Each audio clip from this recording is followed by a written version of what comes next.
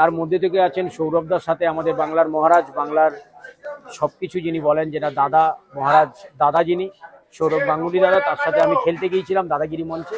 যদি ভোরবেলা বলো তাহলে আমি 4:30-4টেই উঠি। হ্যাঁ, এসে তারপরে এভরিডে এখানে শ্মশান, এটা হচ্ছে তারাপীঠ মহা শ্মশান থেকে এটা আমাকে দেন। আপনি এতগুলো অ্যাওয়ার্ড পেয়েছেন, কোথায় কি পেলেন, কোথায় কি পেলেন, কি জন্য পেলেন, একটু যদি বলে দিতেন। আমি প্রথম আগে বলি যে আমার জয়মা তারা, আমি জয়মা তারা মহা শ্মশান থেকে, যে তারাপীঠে যেখানে শ্মশান, এটা হচ্ছে তারাপীঠ মহা শ্মশান থেকে এটা আমাকে দেন। এবং তারপরে আরো অনেক কিছু আছেন, খর্দা খাদ্য মেলা আছে, আর খর্দা খাদ্য মেলা এখানে আছে, তারামা ফাউন্ডেশন। আর আমার সব থেকে এতগুলোই তো সবই বড় পাওয়া, তার মধ্যে থেকে আছেন সৌরভদার সাথে আমাদের বাংলার মহারাজ, বাংলার সবকিছু যিনি বলেন, যেটা দাদা মহারাজ, দাদা যিনি সৌরভ গাঙ্গুলি দাদা, তার সাথে আমি খেলতে গিয়েছিলাম দাদাগিরি মঞ্চে। এবং সেখান থেকেই দাদাগিরি মঞ্চ থেকে এই বল, কাপ এবং এই ব্যাটটা দেওয়া হয় আমাকে।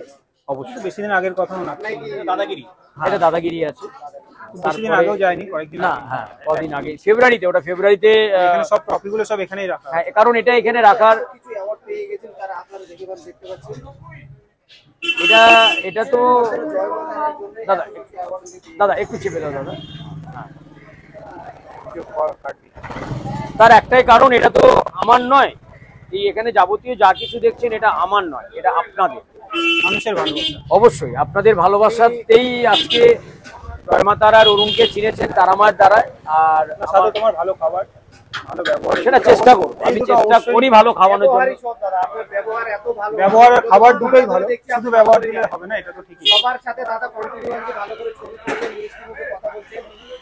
ওনাকে জিজ্ঞাসা করলাম ওনার হাসির পিছনে রাজ কি রাখা, আমার মা থেকে কাজ করার পরেও এই হাসি আপনার কোথায় রাখতেই যাবে, নাহলে ব্যবসা হবে চলছে নাকি 4টে থেকে?